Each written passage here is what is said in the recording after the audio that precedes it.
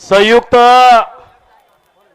महाराष्ट्राचे शिल्पकार, जगत विख्यात विश्वविख्यात थोर साहित्यिक साहित्यरत्न अण्णाभाऊ साठे यांना प्रथमतः या ठिकाणी विनम्र असं अभिवादन करतो।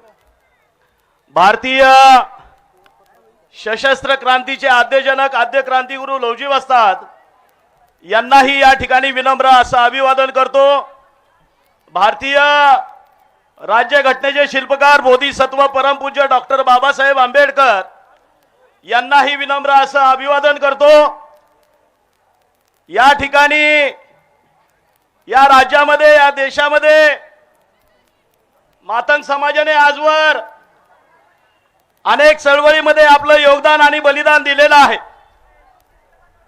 दलित चळवळीमध्ये मातंग समाजाने आपलं योगदान दिलेलं आहे। बहुजनाच्या चळवळीमध्ये देखील मग तुमच्या माझ्या पूर्वजांनी या ठिकाणी आपलं योगदान आणि बलिदान दिलेलं आहे। हिंदुत्वासाठी देखील मातंग समाजाने आपलं योगदान दिलेलं आहे। मात्र पहिल्यांदाच तुमच्या माझ्या भावी पिढीच्या भविष्यासाठी आरक्षणाच्या प्रश्नासाठी ज्या मांगवीरांनी आपलं बलिदान दिलं त्यामध्ये या बीड जिल्ह्याचे थोर सुपुत्र संजय भाऊ ताकतोडे, त्याचबरोबर आपला बुलढाणा जिल्ह्याच्या चिखली तालुक्याच्या नायगावचा अंकुश भाऊ खंदारे, आपल्या शेजारच्या धाराशिव जिल्ह्याच्या कळंब तालुक्याच्या भोसेगावचा आमचा अविनाश भाऊ खंडागळे, या तीनही मांगवीरांना या ठिकाणी विनम्र असं अभिवादन करतो। मित्रांनो, बराचसा वेळ झालेला आहे। वर सूर्य देखील तुमची आमची परीक्षा घेतोय। मधून अधून कुठेतरी थोडीशी सावली येते, थोडे हवेचा झोका येतोय, मात्र मांग काय हटायला तयार नाही हे त्याला बी आता कळलेलं आहे। खरं तर या ठिकाणी मी बीड जिल्ह्याकरांचं सर्व बीडकरांचं या ठिकाणी आभार व्यक्त करेल, कारण आज बीडकरांमुळे मला दुसऱ्यांदा आंघोळ करण्याची संधी मिळाली। एक सकाळी केली होती आणि आता येताना दुपारी एक आंघोळ झालेली आहे। त्यामुळे तुमचा आभार, कौतुक। तुम्ही चांगल्या चांगल्याचा घाम काढलेली मांग आहेत।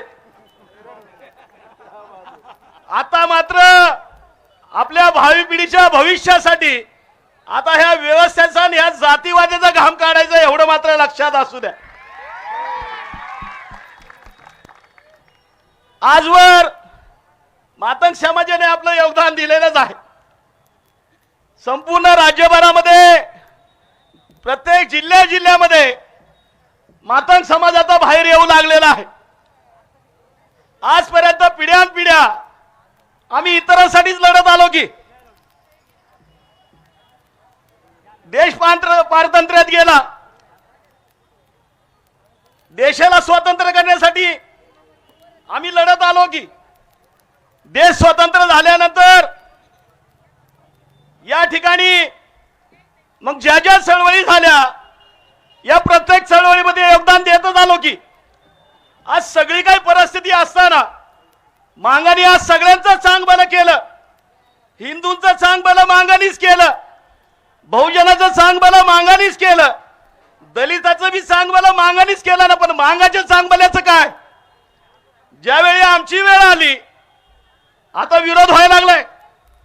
तुम्ही सगळ्यांना पाठिंबा देताय, जे संवैधानिक नाही त्यांना पाठिंबा देताय।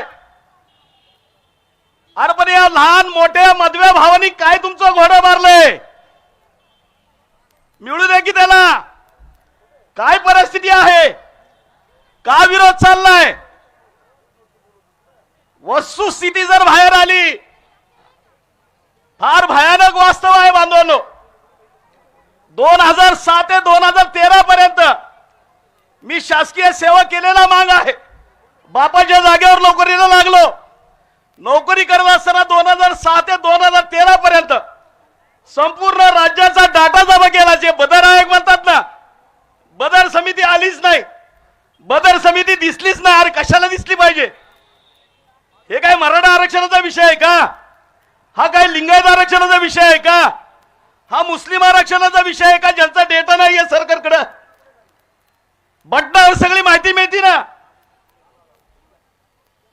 अनुसूचित जाती जरा त्याच्या वर्गीकरणासाठी ती समिती आहे. त्याला कशाला गावोगावी घरोघरी फिरावं लागतंय? बसल्या जागी सगळं मिळतंय की?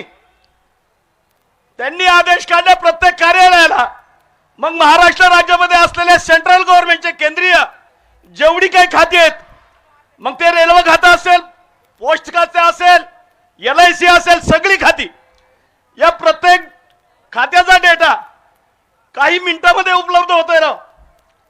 महाराष्ट्र शासनाची सगळी खाती काही वेळामध्ये तो डेटा उपलब्ध होतोय. प्रत्येक क्षेत्रातला, अगदी राजकीय असेल, शैक्षणिक असेल, शासकीय नोकरीतला असेल, याचा वाटा कुणाला किती मिळालाय, काय वेळ लागतोय, कशाला कुठे गेलं पाहिजे, योजनांचा डाटा, मग त्या केंद्रीय योजना असतील, राज्य सरकारच्या असतील, तो जमा व्हायला काय वेळ लागतोय? माझ्यासारख्याने मी शासकीय सेवेमध्ये असताना कुठल्याही राजकीय पदावर नाही, ना आमदार, ना खासदार, ना मंत्री, ना कुठल्या खात्याचा मोठा अधिकारी, मात्र 2013 ते 13 पर्यंत जो अभ्यास मी केला, 2007 ते 2013 पर्यंत या महाराष्ट्र राज्यामध्ये 26 महानगरपालिका होत्या, 378 नगरपालिका, 36 जिल्हा परिषदा, सेंट्रल गव्हर्नमेंटची खाती, स्टेट गव्हर्नमेंटची सर्व खाती, सर्व डाटा जमा केला. कुठला डाटा जमा केला की अद्यापर्यंत 2007 ते 13 पर्यंत मग या अनुसूचित जातीच्या 59 जातीच्या कोणत्या कोणत्या जातींना मग वर्ग 1 असेल, क्लास 1 अधिकारी असतील, क्लास 2 असेल, क्लास 3 असेल, जे आरक्षणाच्या माध्यमातून इथं वाटप झालेलं आहे, कोणत्या कोणत्या जातीला किती मिळाले याचा 13 पर्यंत मी अभ्यास केला बांधून. मग ती केंद्राकडची खाती असतील, राज्यातली असतील, तुमची जिल्हा परिषद असेल किंवा नगरपालिका, महानगरपालिका, नगर परिषदा, सगळा हा डाटा जमा केला. महाराष्ट्र राज्यामध्ये त्यावेळेस 21 विद्यापीठ आणि 2672 कॉलेजेस, त्याचा सगळा डेटा जमा केला. 2672 कॉलेजमध्ये डेंटल कॉलेज असेल, मेडिकल कॉलेज असेल, लॉ कॉलेज असेल, कॉमर्स कॉलेज असेल, असे 2672 कॉलेजेस. मग प्रथम वर्ष, द्वितीय वर्ष, तृतीय वर्ष तो सगळा डेटा जमा केला. कोणत्या कोणत्या जातीच्या विद्यार्थ्यांना ऍडमिशन मिळालेलं आहे, काय वेळ लागतोय? तुम्ही 10 रुपयाचं पत्र इथं पाठवलं, जिल्हा अधिकाऱ्याला पत्र दिलं की या ठिकाणी जिल्ह्यामध्ये असलेल्या सर्व खात्यातला आरक्षणाच्या माध्यमातून अनुसूचित जातीचं जी या ठिकाणी भरती झालेली आहे ते आम्हाला माहिती द्या, वर्ग 1, वर्ग 2, वर्ग 3 ची. तुम्हाला 10 रुपयाच्या माहितीच्या अधिकाऱ्याच्या कागदावरती तुम्हाला इथला डेटा मिळेल. समाज कल्याण खात्याला जा, मग त्या ठिकाणी समाज कल्याण खात्याची कर्मचारी त्याची आकडेवारी मिळेल. केवळ शिक्षणामध्ये, नोकरीतला नाही तर योजना, आमची लोक आता सध्या दादा भाऊ शिक्षणातल्या, नोकरीतल्या आणि काही राजकीय आरक्षणाच्या संदर्भात बोलतात. अरे बाकीचं का नाही बोलत? केंद्राची योजना का नाही बोलत? पेट्रोल पंपावर आरक्षण आहे का नाही? किती लोकांना माहिती आहे? पेट्रोल पंप 100 पेट्रोल पंप महाराष्ट्रासाठी मंजूर झाले, त्यातला 13% नुसार 13 पेट्रोल पंप वेगळे करावे लागतात. मग आजपर्यंत किती मांगरला पेट्रोल पंप मिळाले? यातला कोण पेट्रोल पंपवाला आहे का? गॅसची एजन्सी आहेत का? अरे निदान योजना तरी. आमच्यावरती शिक्का मारलाय, शिक्षण घेत नाही, ठीक आहे ना, आम्ही सगळे अडाणी आहे, पण या योजनासाठी तिथं शिक्षणाची कुठं अट आहे? तुमची दादासाहेब सबलीकरण योजना महाराष्ट्र शासनाची 2005 ला सुरू झाली. 2.5 एकर बागायत आणि 2.5 एकर जिरायत 2005 ला निर्णय झाला. लाखो एकर जमीन वाटली आणि मग ती जमीन वाटत असताना तिथं काय तुम्हाला कागदपत्र द्यायची होती? अनेक योजना आहेत. मग जमीन कुणाकडे असेल तर ट्रॅक्टरची योजना आहे, शासन तुम्हाला ट्रॅक्टर देतं, 100% अनुदान आहे. जमीन असेल तर विहीर खोदायला शासन पैसे देते, विहीर असेल, पाणी काढता येत नसेल, मोटारीसाठी शासन पैसे देते, मोटारी लागल्या पाणी पोचवायचं लांबपर्यंत पाईप शासन देते, आहेत ना योजना. मग त्या योजनाचं वाटप त्याच्यावर का नाही बोलत? तुम्हा सगळ्यांना माझी विनंती आहे की आपण सर्वांनी आपापल्या जिल्ह्यामध्ये तुमची नगरपालिका असेल, नगर परिषद असेल, पंचायत समिती असेल, जिल्हा परिषद असेल, या प्रत्येक ठिकाणी 10,000 रुपयाचं एक पत्र द्या, अर्ज द्या. आरटीआय मध्ये माहिती मागून घ्या की बाबा या ज्या काही समाज कल्याणच्या खात्याच्या माध्यमातून ज्या योजना या आमच्या 59 जातीसाठी आहेत त्याचं वाटप कुणाकुणाला किती केले माहिती घ्या ना. नुसतं शिक्षण नोकऱ्या नाही, दादासाहेब सबलीकरण योजना, पॉवर टिलरची योजना, तिथं काय अटी ठेवल्यात? तिथं तुमचा जातीचा दाखला द्यायचा. तुम्हाला जमीन जर पाहिजे असेल तर जातीचा दाखला द्यायचा. दुसरी अट तुमचा रहिवासी पुरावा द्यायचा. आणि तिसरी महत्वाची अट कोणती आहे? तुम्ही भूमिहीन असल्याचा तलाट्याचा दाखला द्यायचा. ही 3च कागद द्यायची. तुम्हाला 2.5 एकर जिरायत आणि 5 एकर बागायत समाज कल्याण खात्याच्या माध्यमातून त्या दादासाहेब सबलीकरण योजनेच्या अंतर्गत मिळते. आणि मग तिथं कुठे शिक्षणाची अट आहे? त्या योजनेसाठी कुठं म्हणलंय तुमचं 10वी पाहिजे, 12वी पाहिजे, उच्च शिक्षित पाहिजे, उच्च शिक्षित पाहिजे, ग्रॅज्युएट पाहिजे, बीकॉम नाही ना कुठं अट. ज्या शेतकऱ्याकडे जो अनुसूचित जातीचा आहे त्याच्याकडे 2 एकरपेक्षा जास्त जमीन आहे त्याच्यासाठी ट्रॅक्टरची योजना आहे. आणि मग तो ट्रॅक्टर कुणाला मिळतोय? ज्याची जात अनुसूचित जातीमध्ये येते, ज्याच्याकडे रहिवासी पुरावा आहे आणि ज्याच्याकडे 2 एकरपेक्षा जास्त जागा आहे, असा 7 बाऱ्याचा दाखला. 3च कागद. तिथं शिक्षणाची अट नाही. तुम्हाला पेट्रोल पंप द्यायचे तिथं शिक्षणाची अट नाही. अनेक योजना आहेत जिथं शिक्षणाची अट नाही. मग त्या योजना का मागवण्यात येत नाही? त्या योजना तरी आल्या पाहिजेत. अनेक जण या ठिकाणी विविध प्रश्न घेऊन, मला आश्चर्य या गोष्टीचं वाटतंय. खरं तर आपण अभ्यासू आहात, विद्वान आहात. अरे मागायला का टार्गेट करता? आम्ही जेव्हा सुरुवात केली आरक्षण मागायला आम्हाला लोक येडे म्हणायला लागली. त्यात आमचेही काय होते, शिव्या द्यायला लागली, नावं ठेवायला लागली. अरे पण हे येड्याचं सर्वोच्च न्यायालयाने ऐकलं ना? ऐकलं का नाही? तुम्ही येडा म्हणता पण ते शान म्हणायला लागलं की त्यांनी आमचं ऐकलं ना. सरकारात ऐकायला लागले. अरे मग आम्हाला का टार्गेट? ज्यांनी केलं तिकडे जाणं बाबानो. अडाणी आहे ना, त्याला लिहिता येत नाही, त्याला बोलता बी येत नाही, त्याला का टार्गेट करताय? माझी विनंती आहे, या माध्यमातून विनंती आहे. फार वेगवेगळ्या प्रकारच्या या ठिकाणी वावड्या उडवल्या चाललेल्या आहेत. खऱ्या अर्थाने दलितांचा जर ऐक्य जर रागायचं असेल, सर्व दलितांना एकत्रित जर ठेवायचं असेल तर वर्गवारी फार गरजेची आहे बांधवांनो. आम्ही एका घरात आहे, सगळी धुसफूस चालली. याला वाटतंय त्यांनी खाल्लं, त्याला वाटतंय त्यांनी खाल्लं, त्याला वाटतंय त्यांनी खाल्लं. सगळे एकमेकाकडे शंकेने बघतात ना. आणि मग एकाच घरामध्ये वेगवेगळ्या त्यांना कंपार्टमेंट करून दिले, खात बसतील ना त्यांची ती. आमचाही विकास झाला पाहिजे ना. आम्ही काय आभाळातलं पडलोय का? पाकिस्तान अफगाणिस्तानातून इथं आलोय? आम्ही इथलेच आहे ना. आम्ही याच मातीतले आहे ना. आमच्या पूर्वजांनी हितच रक्त सांडलंय ना, हितच त्यांनी बलिदान दिलंय ना. योगदान आहे का नाही? आमच्या पूर्वज होते का नाही? त्यांनी काहीतरी केलंय का नाही? अनेक जण प्रश्न उपस्थित करतात.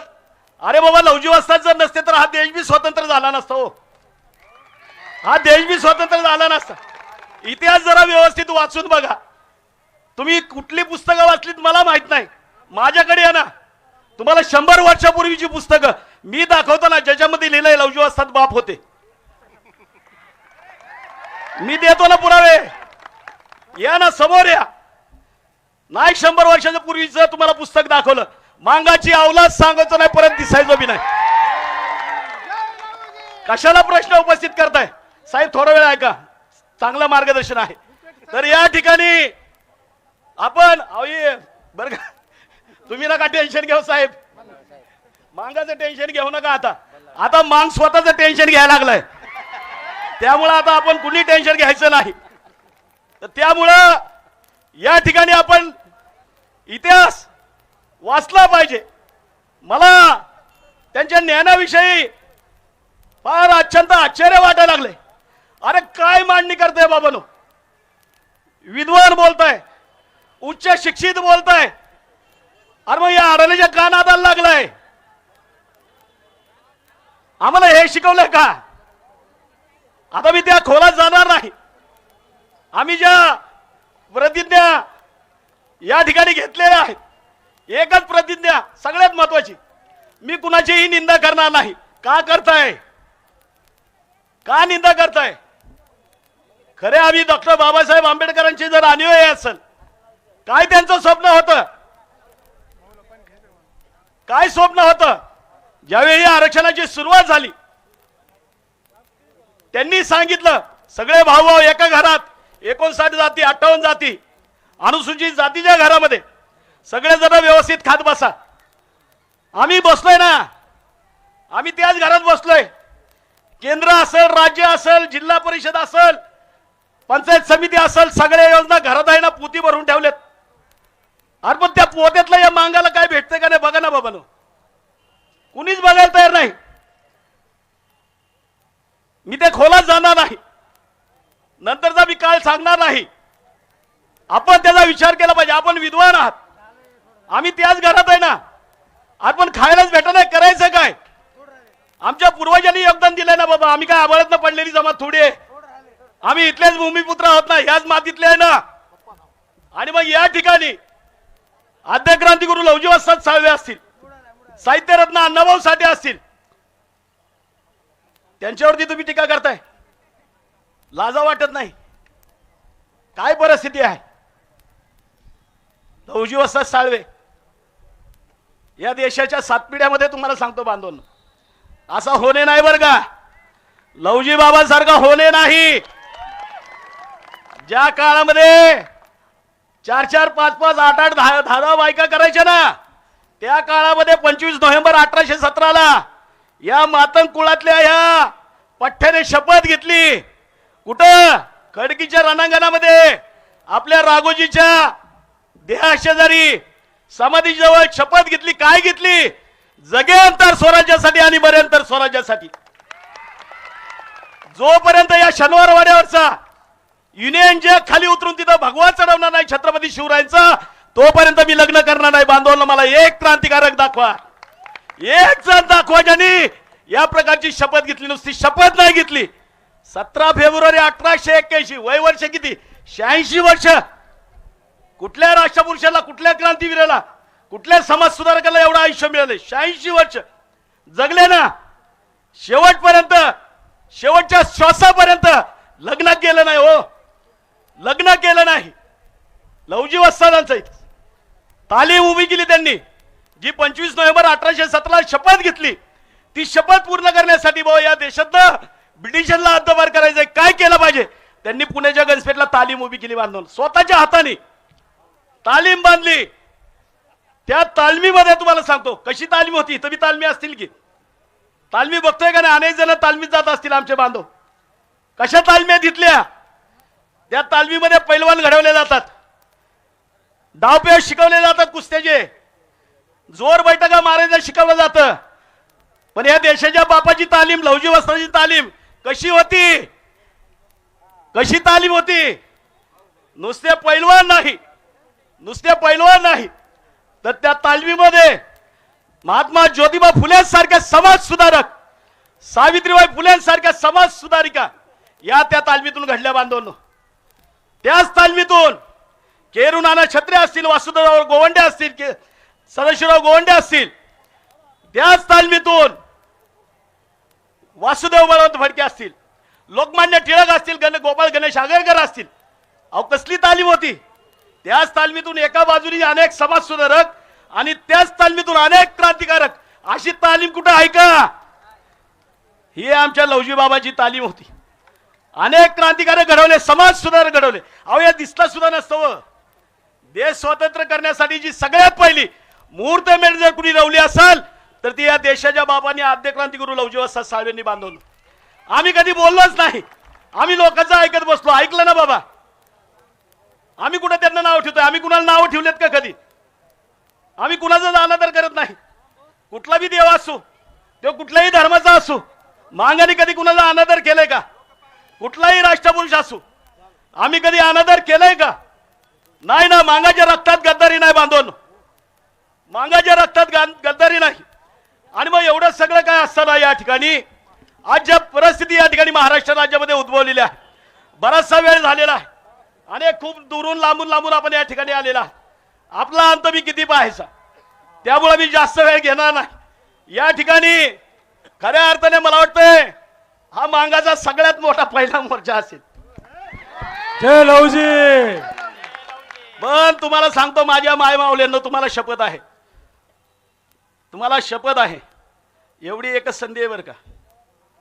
आपल्या मांगोड्यामध्ये तुम्हाला कलेक्टर, कमिशनर, डॉक्टर, इंजिनियर जर घडवायचे असतील, याशिवाय गत्यंतर नाही, याशिवाय गत्यंतर नाही. आम्ही सगळ्यांची पूजा केली, सगळ्यांना कोंबडं बकरं दिलं, ते बिचारा आमच्यासाठी कधी आलं नाही. एखाद्या मांगोड्यामध्ये एखादा कलेक्टर, कमिशनर, डॉक्टर घडला नाही. घडलाय का? कुठल्या अनेक पक्षाला आम्ही आतापर्यंत केलं की मोठं? सगळ्यांना केलं का नाही मोठं? मांगाचीच माताची भीती दिली का नाही त्यांना? किती लोकांना भीक दिली? सगळ्यांनाच दिली की. आलंय का कुणी? नाही आलं. आमचे भाऊबंद आले नाहीत तर आमच्या भाऊबंदांनी यायला पाहिजे होतं ना. अरे ही उपाशी राव, ही आज्ञानी, ह्याला शिकवा ना बाबा. आता का बोलताय? मग काय झालं? भावांनी ऐकलं ना, आम्हाला शेवटी बापाकडे जावं लागलं. कुठं? संविधानाकडे. बापांनी निर्णय दिलाय का नाही? बाबासाहेब आमचे बाप आहेत का नाही? त्यांनी निर्णय दिलाय ना. आता वाटणी झाली पाहिजे, सगळ्यांना मिळालं पाहिजे. कुणाचा निर्णय? संविधानाचा निर्णय, सुप्रीम कोर्टाचा निर्णय. त्या निर्णयाचा आपण आदर राखला पाहिजे.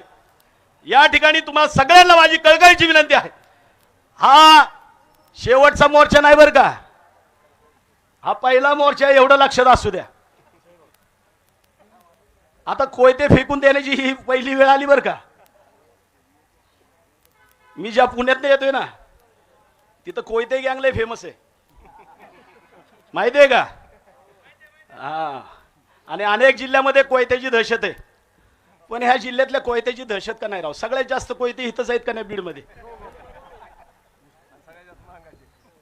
सगळ्यात जास्त कोयते इथंच आहेत का नाही? अरे 72% मांगाच्या हातात कोयता आहे रे बाबानो. 72%. जे 100 जे आहेत ना मजूर जातात ना ऊस तोडणी करायला, त्यातला 72% मातंग समाज आहे, मांग समाज आहे. वीट भट्ट्यावरती 90% माझा मातंग समाज आहे बांधवनो.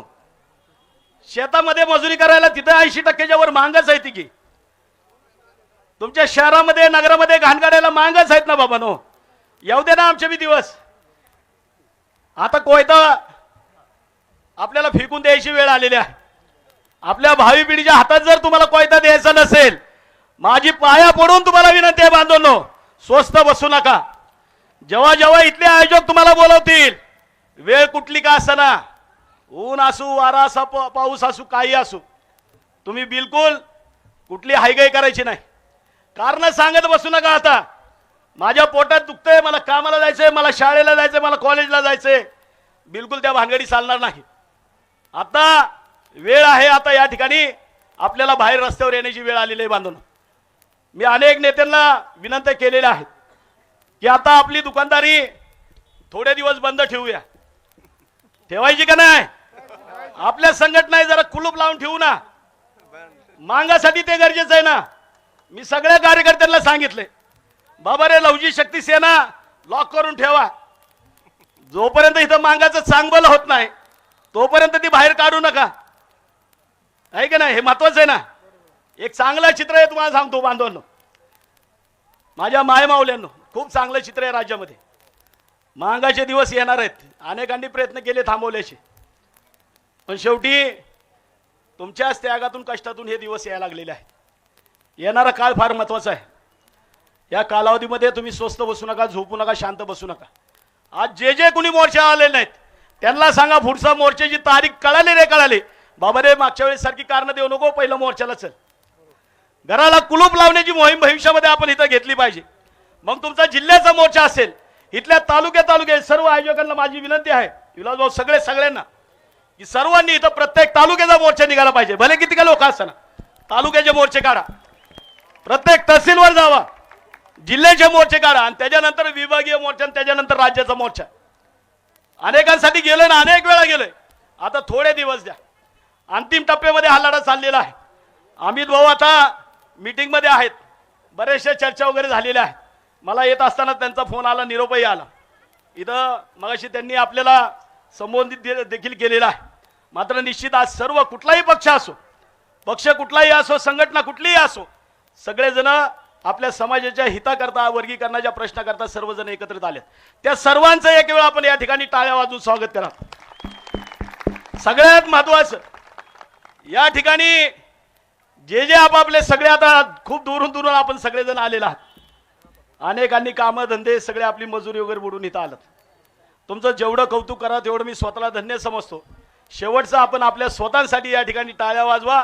पुन्हा एकदा या आयोजकांच्या बाबत सर्वांनी या ठिकाणी, यांनाही या ठिकाणी टाळ्या वाजून या ठिकाणी साथ द्या एवढीच विनंती करतो. थांबतो. सर्वांना क्रांतिकारी जय लहूजी. फक्त घोषणा द्या. जय लहूजी. जय लहूजी. जय